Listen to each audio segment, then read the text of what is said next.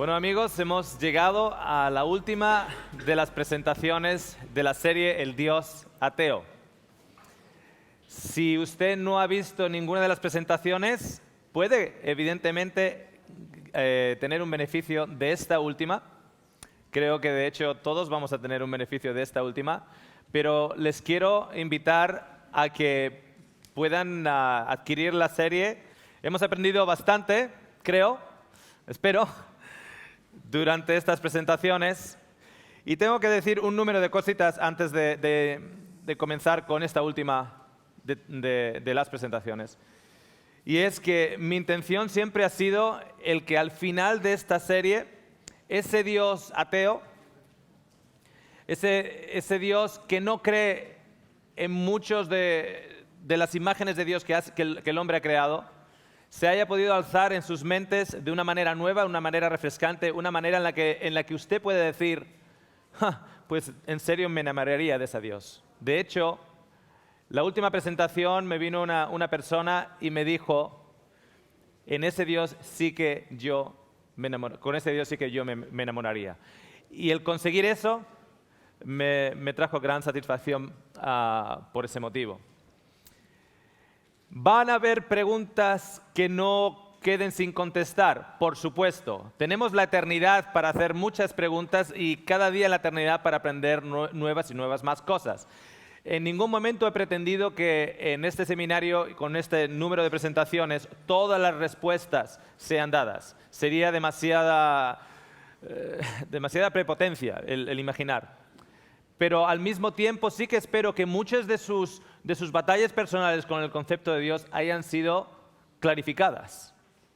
El ejercicio de la fuerza es contrario a los principios del gobierno de Dios. Él desea tan solo el servicio de amor. Y el amor no puede ser exigido, no puede ser obtenido por la fuerza o la autoridad. El amor se despierta únicamente por el amor. El conocer a Dios es amarle. Su carácter debe ser manifestado en contraste con el carácter de Satanás, el carácter antagonista de Dios, que es justamente lo opuesto.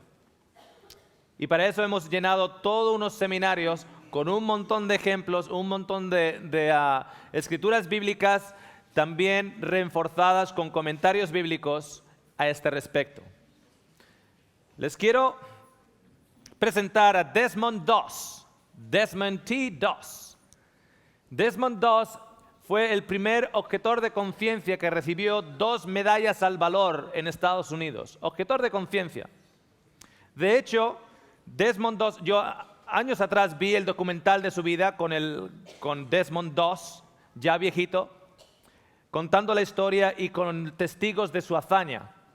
Actualmente, un director de cine, también actor, que también es actor, llamado Mel Gibson, ha realizado una película que da la impresión va a ser nominada a muchos Oscars el próximo año. La película se titula en inglés Hacksaw Ridge.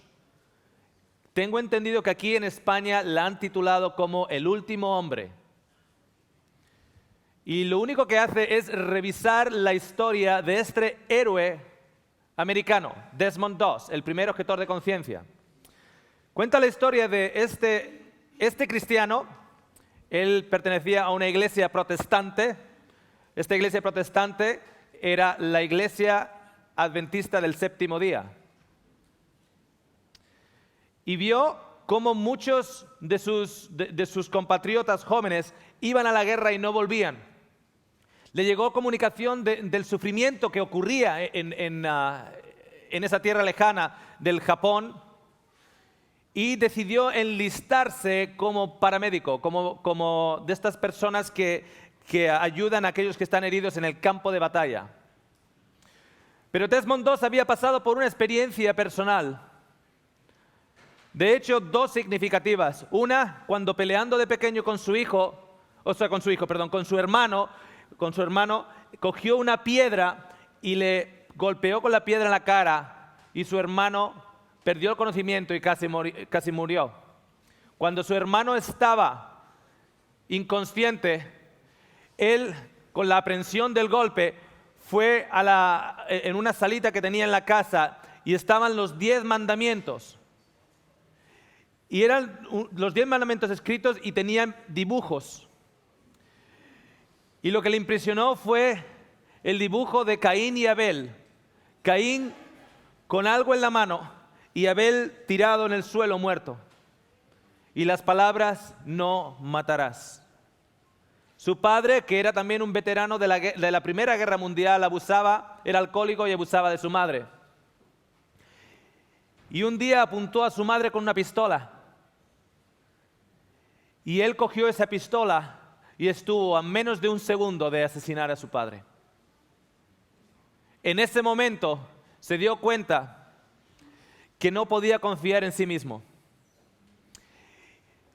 Y arrodillado ante Dios, le dijo a Dios que nunca más cogería un arma. Nunca más cogería un arma. Pero ahora llega la Segunda Guerra Mundial y se enlista para cuidar a la gente que está siendo acribillada por balas y armas en la guerra. Cuando va al campo de entrenamiento, están todos los rifles para hacer la práctica de tiro. Y el comandante se da cuenta que hay un arma que no ha sido cogida. Y el Desmond II, una persona muy contenta, muy feliz, con una sonrisa bien alegre, con las manos juntitas. Entonces el sargento le dice que ¿qué le pasa? Y él dice: bueno, es que yo voy a ayudar de paramédico, yo no cojo armas. Se pueden imaginar la aventura que tuvo simplemente para prepararlo para ir a la guerra. El abuso que recibió.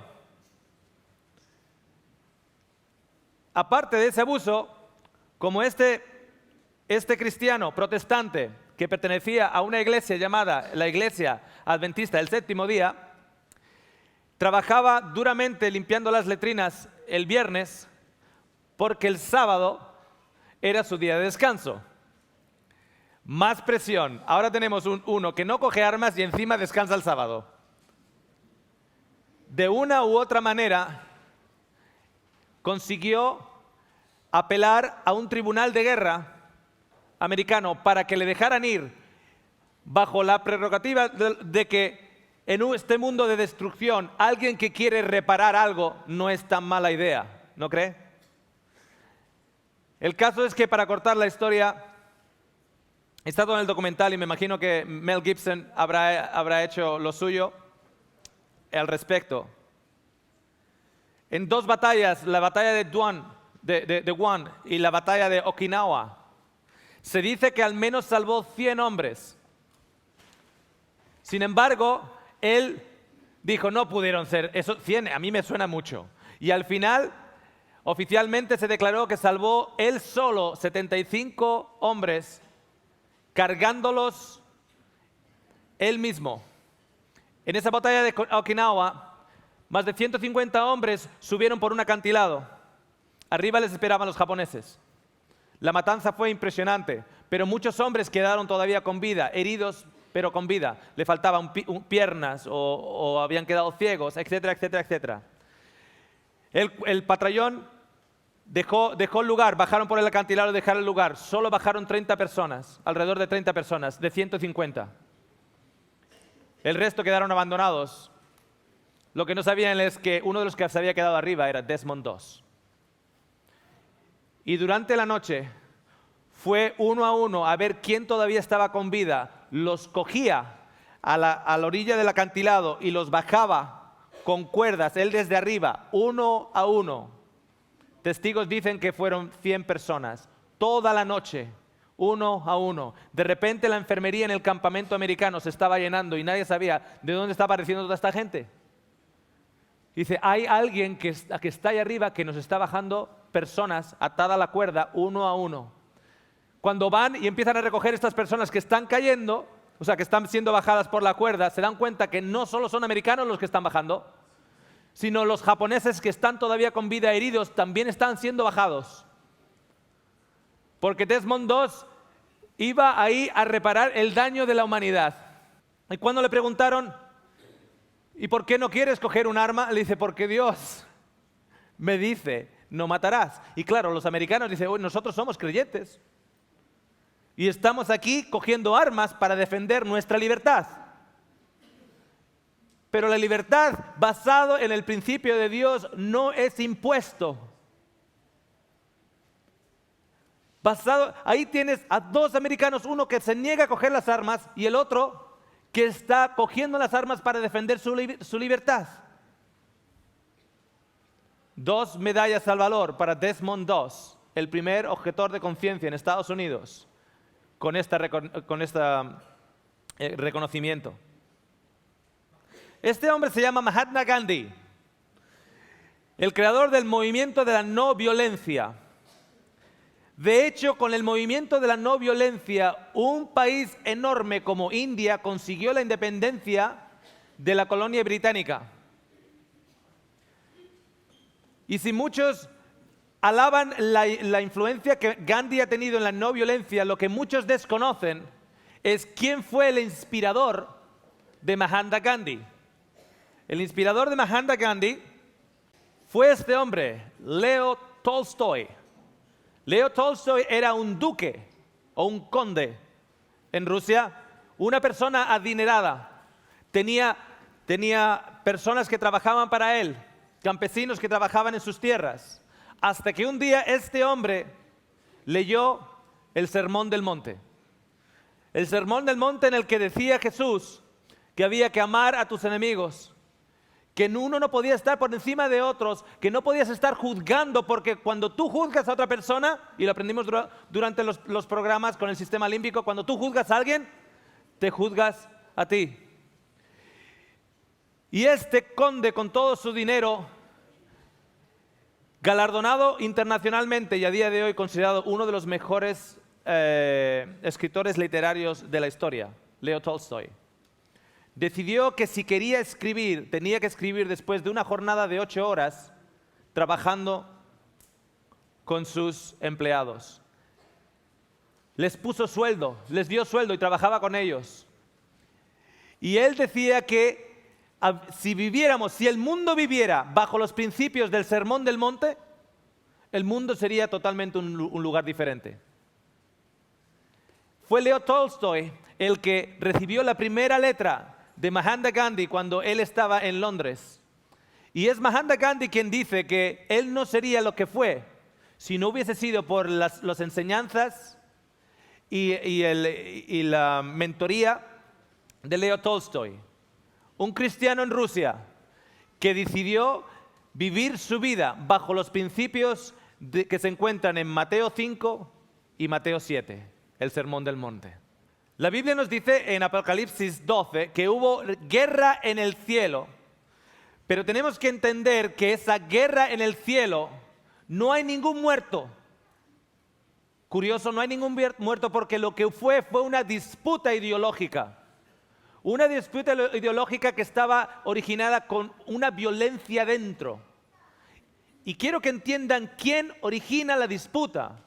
La disputa no es originada por Dios. Fue un ángel que se exaltó a sí mismo, que tenía un serio problema de baja autoestima, porque si tú quieres alzarte por encima de los otros es porque estás descontento o no estás contento donde estás, te sientes insatisfecho y tienes una inseguridad. Este ángel, con un gran problema de autoestima, crea una guerra, un descontento, un espíritu de violencia en el cielo. El originador de la violencia fue él. Luego, ese mismo individuo llega a Génesis, llega al jardín. Y en el jardín lo que hace es lo siguiente. Su primer arma es cambiar en la mente del ser humano la imagen de Dios, que es exactamente lo que hemos tratado de revertir de una manera lo mejor que he podido, revertir esa imagen en la mente del ser humano. Porque este señor, o sea, esta criatura, este ángel, se esconde detrás de un disfraz y a través de una serpiente disfrazado, oculto, le dice: ¿acaso ha dicho Dios que no puedes comer de todo?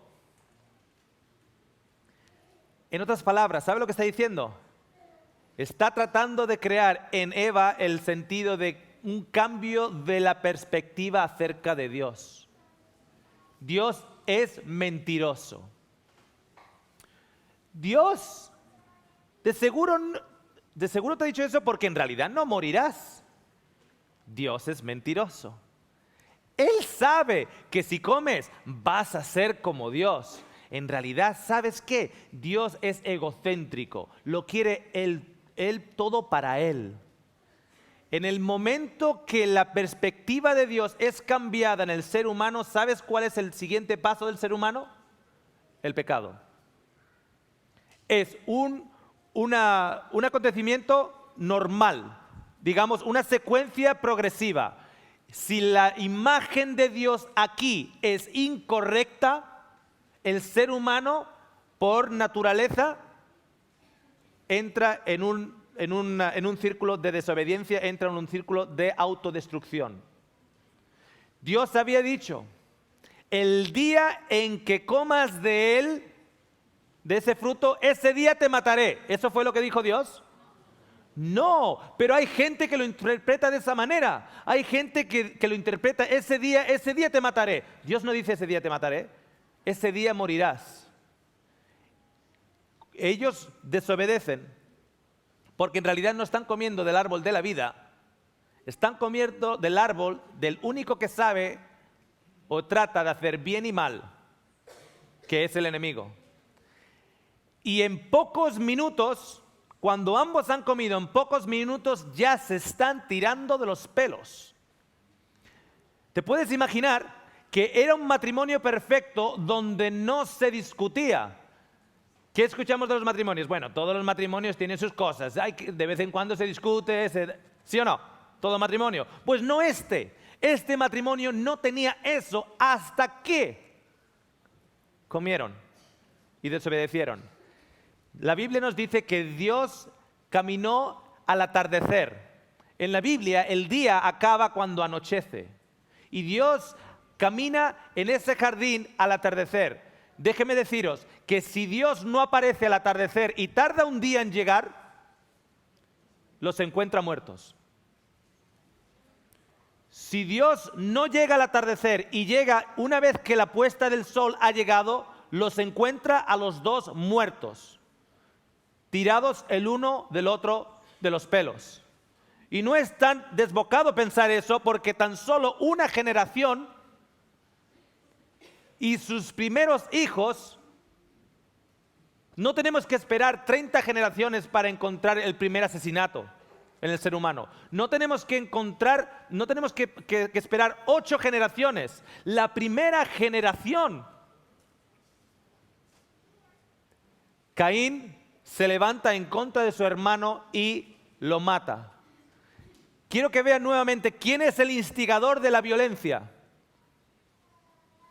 El enemigo, no Dios. De hecho, para que veas el carácter de Dios, antes de que Caín mate a su hermano, Dios le dice, cuidado porque te están acechando. Ese tigre, ese león que está a punto de devorar a cualquiera, que te odia con toda su alma, está tratando de ganar dominio sobre ti. Cuidado. Pero aún y todo, Caín va y mata a su hermano Abel, a su hermano de sangre, en la primera generación. Y luego él teme de que otra persona lo vaya a matar a él. Porque evidentemente sabemos que Adán y Eva tenían muchos más hijos e hijas. Que alguien le fuera a matar a él. Y Dios, para que veamos nuevamente el carácter de Dios, que Él no es pro violencia, dice lo siguiente: yo pondré sobre ti una marca para que nadie te mate, a pesar de haber sido tú homicida de tu propio hermano. ¿Se dan cuenta? El enemigo comienza la violencia en el cielo. El enemigo comienza la violencia en el Edén. El enemigo acecha a Caín y comienza la violencia en Caín. Dios trata de detenerlo, Dios trata de pararlo, y una vez habiendo matado a su hermano, Dios pone sobre él una marca para que nadie lo mate. ¿Por qué? Porque Dios quiere hacer todo lo posible para salvarte a ti. Una generación siguiente, una o dos generaciones siguientes, ya sabemos de Lamec, de la línea de Caín, el primer bígamo. Y cuando hablamos de una persona que se puede casar con dos, no te quiero decir cuántas concubinas podría tener. Y dice él que ha matado a un hombre y encima está orgulloso de ello. No tenemos que esperar 30 generaciones. Está lleno de orgullo. El orgullo representa al Señor. Es parte de del fruto del Espíritu. Entonces ya sabemos quién ha inspirado a Lamec a matar a ese hombre por el cual él está tan orgulloso. Llegamos al capítulo 6 en la Biblia. Ten en cuenta que los dos primeros capítulos es la creación y el Edén. Entonces, en tan solo 4 capítulos, Génesis 6 nos dice que la violencia en el mundo era tal que el pensamiento del ser humano era autodestructivo los unos contra los otros. Génesis 9 nos dice, quien derrame la sangre de un ser humano, su sangre también será derramada. Recuerda que has sido creado a la imagen de Dios. Hay gente que lo interpreta de esta manera. Si tú derramas la sangre de tu hermano, yo voy a derramar la tuya. No está diciendo eso, porque lo vemos en la historia de Caín.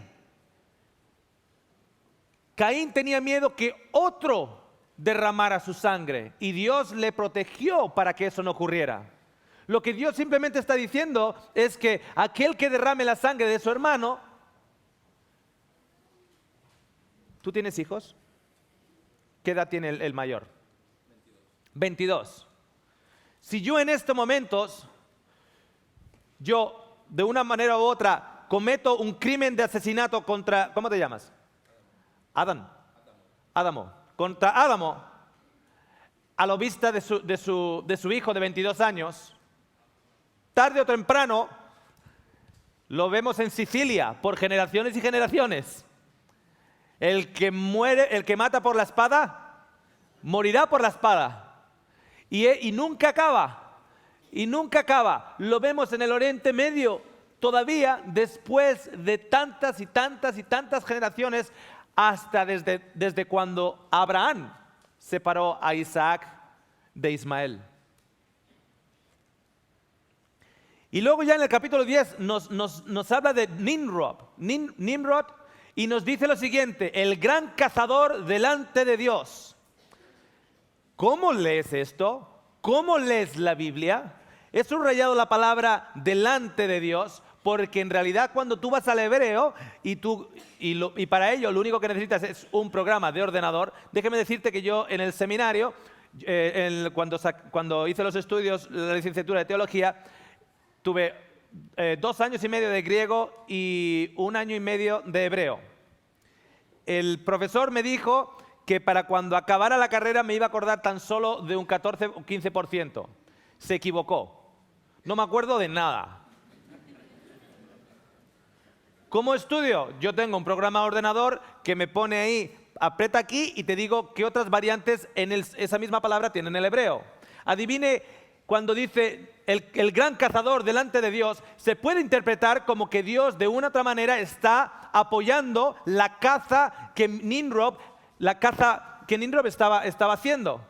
Era un artista con el arco y evidentemente cuando se interpreta como cazador, ya no es solo cazador de animales, sino que al mismo tiempo es apto para la guerra. Es una persona apta para la guerra, experto en armas. Delante de Dios. Oh, delante de Dios. ¿Saben lo que significa esa palabra en realidad? ¿Cómo lees la Biblia? Significa lo siguiente, ante sus mismas narices. Nimrod era un cazador ante las narices de Dios. ¿Qué significa? Lo voy a hacer sabiendo que es tu creación y te hago esto. Pu, puru, pu. ante las narices de Dios. Dios no lo estaba apoyando. Hay que saber leer la Biblia. Hay que ser educados para saber leer la Biblia en el contexto en que fue escrito. Luego llegamos a la historia de Jacob y quiero comentarles dos situaciones. Primero con el suegro de Jacob, se llamaba Labán. Después de muchos años de trabajar para su suegro, Jacob se da cuenta que su suegro no es una persona de confianza. Bueno, de hecho se dio cuenta desde el principio cuando le engañó con su mujer, con qué hija le iba a dar. Y decidió irse y cogió todo lo que pertenecía todo lo que le pertenecía y parte de la gente que venía con él, también cosas que le pertenecían a Labán. No solo lo suyo, sino un poquitito de Labán también. Entonces Labán aparece con toda su casa, con toda su casa se refiere con siervos, etcétera, con espadas y en actitud desafiante. Una de las cosas más sabias que Jacob hizo en ese momento fue lo siguiente: no se le ocurrió poner su mano en la empuñadura de ninguna espada. Porque si Jacob en ese momento pone su mano en la empuñadura de una espada, en estos momentos no hay más Jacob. Hubiese sido aniquilado. De la misma manera, Jacob, que en su juventud engañó a su hermano Esaú, a pesar de que Jacob ya más de mayor, tenía todo un ejército bajo su mando, podríamos decir a nivel de número, supo que Esaú venía con hombres en plan de guerra. ¿Y sabes lo que hace Jacob?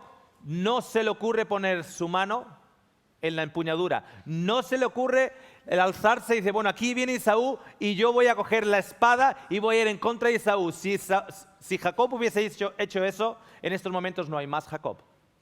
El único con el que Jacob luchó esa noche fue con Dios. Llegamos al Éxodo. Y quiero que tomen cuenta a esta cita en el comentario bíblico. Los israelitas tenían un conocimiento muy limitado de Dios y muy poca fe en Él. Y se habrían aterrorizado y desanimado. Carecían de armas y no estaban habituados a la guerra. Tenían el espíritu deprimido por su prolongada servidumbre y se hallaban impedidos por las mujeres y los niños, los rebaños y las manadas. Cuando el pueblo de Israel va a salir de Egipto, el camino que el pueblo de Israel opta por tomar, guiado por Dios, es el camino más largo. No estoy hablando de los 40 años del desierto, sino aunque hubieran podido entrar directamente sin estar 40 años en el desierto, era el camino más largo. Sin embargo, el camino más corto había ejércitos.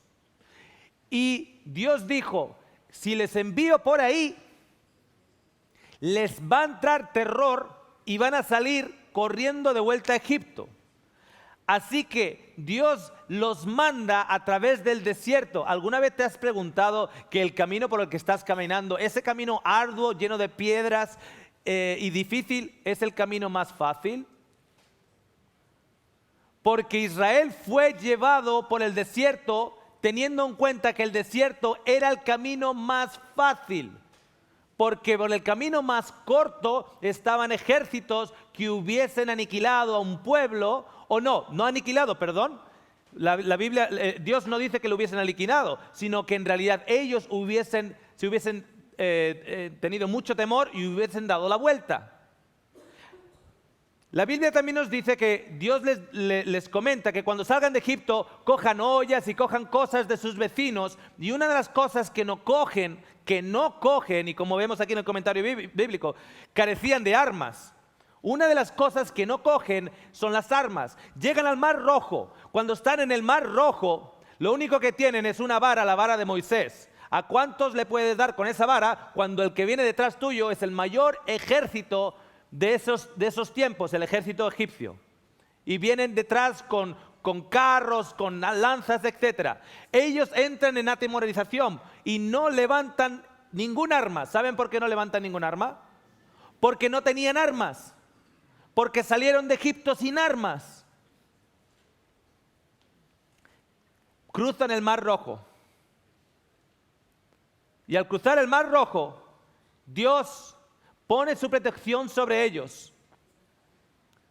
Y son protegidos de los egipcios.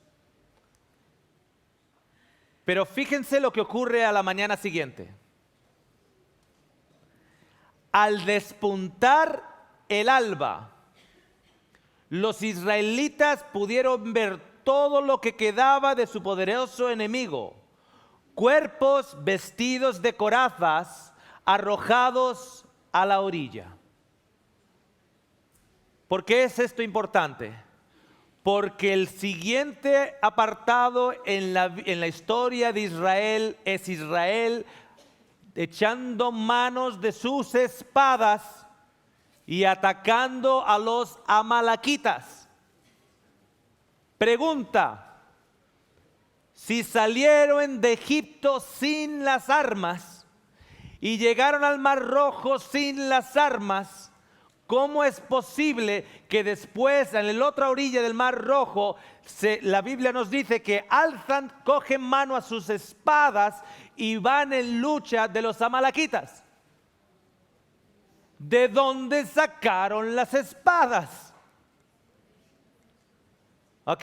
¿De dónde sacaron las espadas? De los egipcios. Quiero que entiendan una cosa. Esto es lo más ridículo que un ser humano puede llegar a hacer. Dios les acaba de librar del mayor ejército de aquella época. Eran los Estados Unidos de la antigüedad. Y ellos, sin levantar un dedo, Dios les protege de ese ejército que venía con intenciones demoníacas en contra de ellos. Y me imagino a los hebreos, a los israelitas, caminando por la orilla. Este mundo es un mundo peligroso. Voy a coger esta espada por si acaso. ¿Cuál es lo ridículo de ello? Dios les acaba de liberar de la más grande de todas las armadas. ¿Le puede proteger de las otras? ¿Y qué hacen ellos? Coge la espada. Quiero que estén prestando atención a esta cita, por favor. Las espadas, las espadas. Porque la historia de Israel está escrita con sangre y filo de espada. Miren cómo Dios dice que quería conquistar la tierra para Israel. Decía lo siguiente: Dios peleará por vosotros y vosotros no tendréis que alzar los brazos. Esa era antes de que salieran de Egipto. Les dice: yo voy a pelear por vosotros, vosotros no tenéis que alzar los brazos. Ese es el plan de Dios. Luego dice: miedo será puesto en ellos, los habitantes de esa tierra, antes de que vosotros lleguéis. Todo pueblo se llenará de confusión y saldrán corriendo dándote la espalda. Las avispas echarán fuera al heveo, al cananeo, al etheo ante tus ojos. En otras palabras, tú tranquilo y mira el show. Tú mira la película que te voy a poner. Voy a mandar abejas y las abejas los van a sacar. Van a tener tanto miedo que van a salir corriendo. Esto no ocurrirá inmediatamente, pues la tierra quedaría desierta y los animales del campo crecerían en número. Poco a poco, hasta que te multipliques y tomes la tierra por heredad. De hecho, les dice: comerás de viñedos que no has plantado y habitarás en casas que no has construido. Sin embargo, ellos tenían que construir las casas. ¿Sabes por qué? Porque eso no fue lo que ocurrió. En todo momento, la tierra prometida fue conquistada a través de la espada. ¿Correcto? a través de la espada, a través de la destrucción. Ellos sí que tuvieron que construir casas, porque según pasaban, esas casas estaban destrozadas. Por favor, lean conmigo esta cita. En sus mentes, evidentemente, yo lo leo en alto. Cuán terriblemente enceguecidos los había dejado su transgresión. Jamás les había mandado el Señor a que subieran a pelear. Jamás. No quería Él que obtuvieran posesión de la tierra por la guerra, sino mediante la obediencia estricta a sus mandamientos. ¿Saben lo que es todo el Antiguo Testamento? Sangre y espada. Porque se les ocurre en un momento de senilidad armarse con las espadas de un ejército muerto que ellos no han tenido que atacar.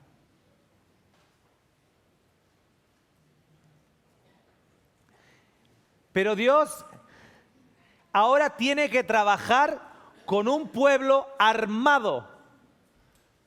Un día le llega el ángel al cielo y dice, oye, que allá abajo quieren un rey. Ahora un rey. El rey Saúl. Ahora quieren un rey.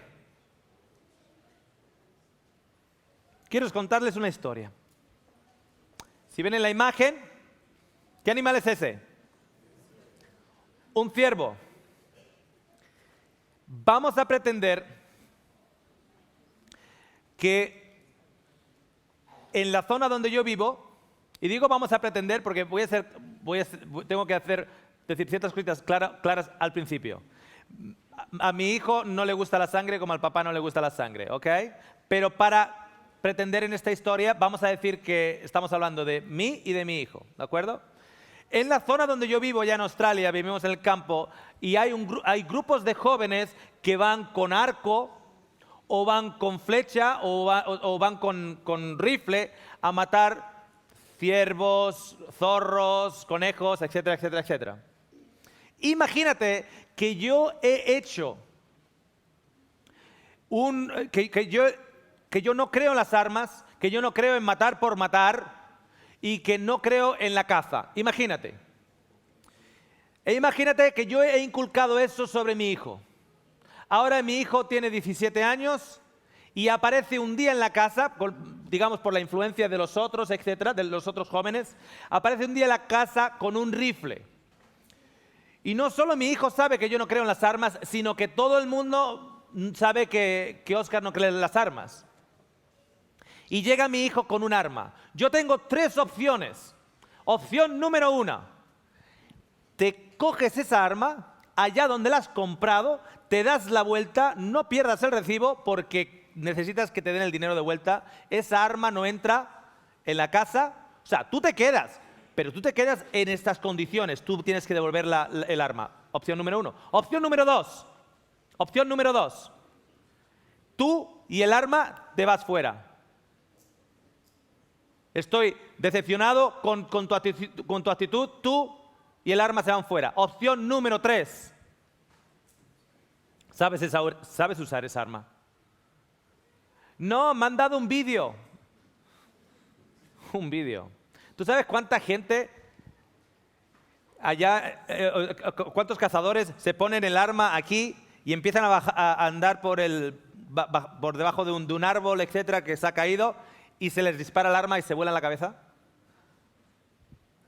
Entonces yo voy en la parte de atrás y genero una zona de tiro al blanco y le explico a mi hijo cómo poner el seguro y le explico a mi hijo, atención, cómo matar a un ciervo. Cuando mates a un ciervo, no apuntes a cualquier otro lado. Yo le enseño en el libro de anatomía de los ciervos dónde el ciervo tiene el corazón. Para que cuando vaya a matar a un ciervo le dé al corazón, porque si no le da al corazón, le da una pierna, ese ciervo va a salir y va a sufrir y va a ser, va a tener sufrimiento, va a tener ser cautivo de perros salvajes, etcétera, etcétera. O si no, que le den la cabeza. ¿Ahora me escuchan a mí? Le estoy diciendo a mi hijo cómo matar un ciervo. ¿He cambiado yo de opinión acerca de las armas? No. Yo ahora tengo que trabajar de acuerdo a las circunstancias de mi hijo. Y él va a tener que aprender las lecciones y las consecuencias de sus propias acciones, porque Dios es amor y en ese amor está impreso la libertad de elegir. Y a ver quién para a un chico de 17 años si se le ha metido en la cabeza que quiere usar un arma.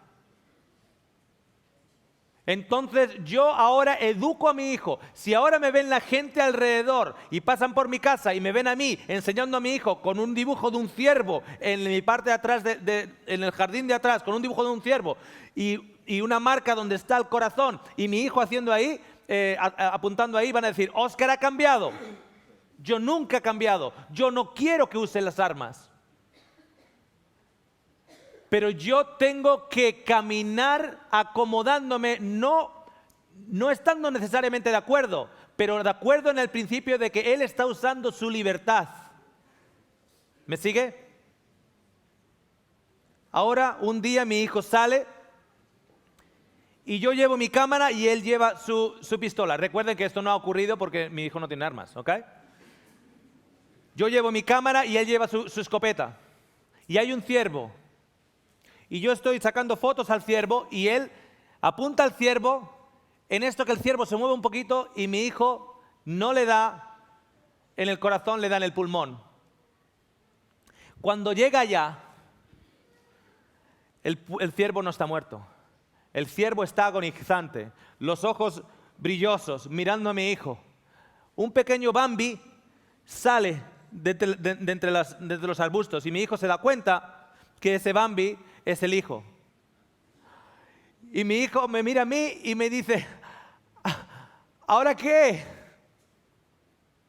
¿Sabe lo que le digo yo a mi hijo en ese momento? Tiene una bala en el pulmón. ¿Sabe lo que le digo yo a mi hijo en ese momento? Coge la escopeta, cárgala de vuelta y acaba lo que empezaste. Imagínate que mi hijo dice, papá, yo no puedo. Yo no puedo. Tú hazlo. No. Tú usaste el arma. Tú te embalaste con las armas. Tú acabas lo que empezaste. Yo al mismo tiempo con la esperanza de que ese sea el último ciervo que él mata. ¿Sí o no? Porque la impresión en el sistema límbico del que hemos hablado en estos seminarios sea tal que la aberración a las armas sea después de esa experiencia. Pero yo no voy a solucionar aquello en el que su propia libertad le ha metido. Él levantó el arma, él levantó la espada, él ha de acabar. Él levantó en contra de los amalequitas, él tiene que acabarlo. No yo, dice Dios.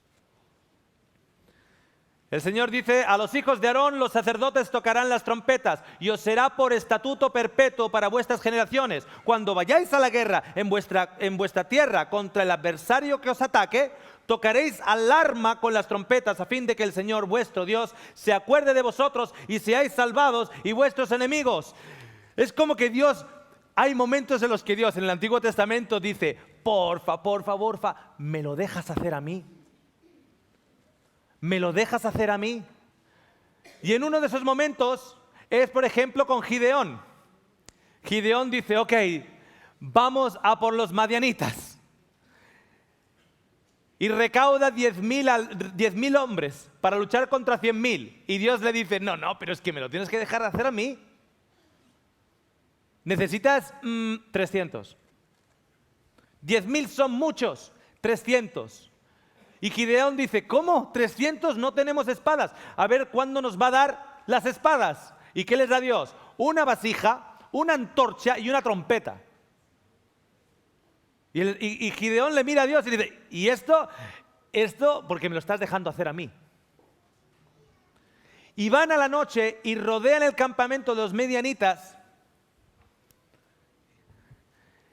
Y durante la noche rompen la vasija de barro, iluminan con la luz y suena la trompeta.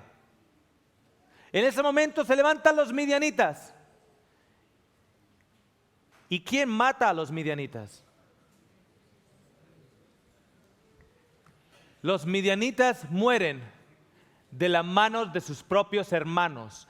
En la confusión de la noche y el miedo que tienen y la influencia de un espíritu de guerra y de un espíritu de violencia, es descargado los unos contra los otros. Hay otra ocasión como que Dios le dice a Josafat, Josafat, ¿me lo dejas hacer a mi manera? Sí, y dice, vale, deja las espadas en la casa. Porque esas espadas, en realidad, ¿sabes de dónde vienen? Vienen todo mirando para atrás, en las orillas del Mar Rojo. De ahí vienen. Y Dios dice, tenéis unos enemigos en contra de vosotros. Dice, Amón, Moab y Seir. 3 reinos en contra de Josafat.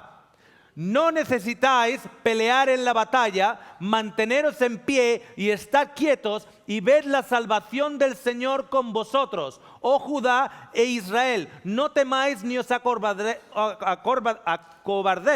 Salid mañana al encuentro de ellos porque el Señor está con vosotros. Dios dice, quiero que salgáis, no os preocupéis de nada, porque lo que vais a hacer es de qué manera yo salgo a la guerra y de qué manera el enemigo vuestro sale a la guerra.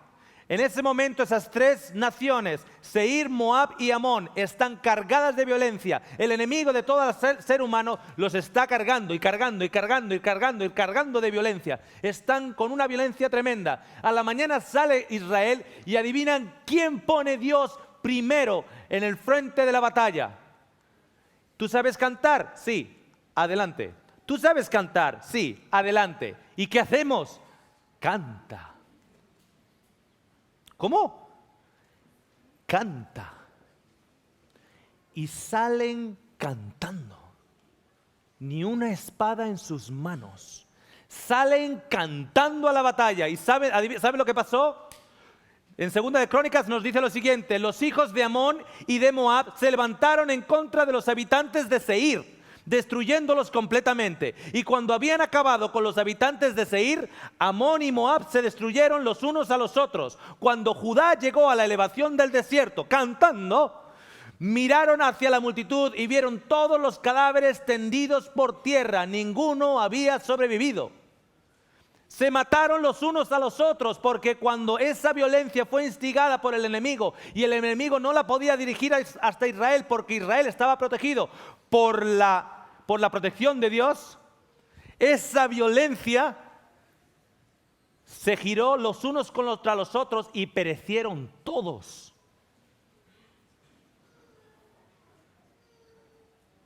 Esta historia, así como la de Gedeón, son paralelismos al final del tiempo. Ya hemos explicado de qué manera Dios destruye. Dios destruye apartándose de aquel que no quiere su protección. Y esa persona recibe la consecuencia de sus propias obras. Acerca de Jesús se nos dice que se le sepulcró con los faltos de piedad y con el rico fue en su muerte, aunque no había hecho ningún tipo de violencia, ni había engañado con su boca, porque esas no son las armas de Dios. Hablando de Lucifer, en el libro de Ezequiel, habla enmascarado, se le habla al dios de Tiro, y luego se le dice que ese dios de Tiro estaba en el Edén, y está diciendo cuál va a ser ese final de ese dios de Tiro, ese querubín que caminaba por las piedras en el templo santo de Dios y que caminaba por Edén. ¿Cuál iba a ser el fin de este enemigo de todos? Por lo cual así dice el Señor Dios, por cuanto has igualado tu corazón al corazón de Dios, por tanto aquí traeré sobre ti extranjeros, los más crueles de entre las naciones, y ellos desvainarán sus espadas contra la hermosura de tu sabiduría y profanarán tu esplendor. Te harán bajar al sepulcro y morirás con la muerte de los que mueren en el corazón de los mares. Dirás aún, Dios, un Dios soy, en presencia de tu verdugo, tú que eres un hombre y no Dios, en manos de los que te hieren. Con la muerte de los incircuncisos morirás, a manos de extraños, porque yo he hablado, declara el Señor Dios. En el Edén estabas, en el huerto de Dios, y yo he sacado fuego de en medio de ti, que te ha consumido y te ha reducido a cenizas sobre la tierra ante los ojos de todos los que te miran. Esa violencia es autodestructiva. Tanto es así que el originador de la violencia va a acabar fruto de ese mismo dicho: el que mata por la espada, muere por la espada. En el comentario bíblico en relación a estos últimos eventos, donde se cierra toda esta gran controversia, nos dice lo siguiente: así como le sucedió a la antigua Israel, los malvados se destruirán a sí mismos y perecerán víctimas de su iniquidad. Debido a su vida pecaminosa, los hombres se han apartado tanto del Señor, de la protección del Señor, y tanto ha degenerado su naturaleza, que el mal, que la manifestación de la gloria del Señor es para ellos un fuego consumidor. ¿Y saben lo que ocurre al final? Al final, ocurre lo siguiente: los ateos,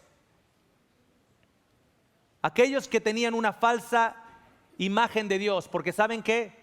No se puede ser ateo y hablar de Dios de una manera despectiva, porque tú no puedes odiar a alguien que no existe. Y hay muy poquito ateo que cuando habla de Dios no le sale la bilis por la boca. Los ateos están llenos, los impíos, los ateos están llenos del mismo odio contra Dios que inspira a Satanás, el enemigo. Pero ven que su caso es desesperado. Esto es justo al final, cuando se acaba el telón. Dice que no pueden prevalecer contra Dios. Se enardecen ¿contra quién? Aquellos que perecerán como Amón, Moab y Seir, se enardecen contra el mismo Satanás y contra los que fueron sus agentes, ese tercio de ángeles caídos, y dice para engañar, y con furia demoníaca se vuelve en contra de ellos.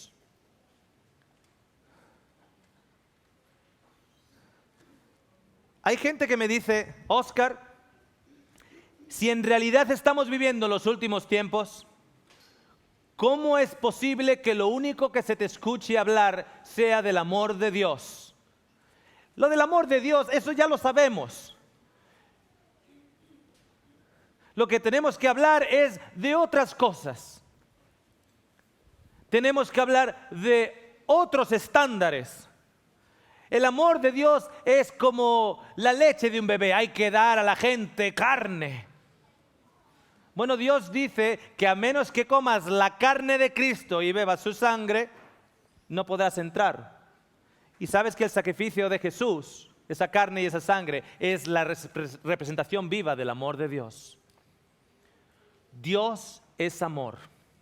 En ese amor está impreso la libertad que te da a ti y a todo ser humano de elegir si tú quieres unir tu destino al suyo. Él espera que sí. Oh Israel, te destruiste a ti misma.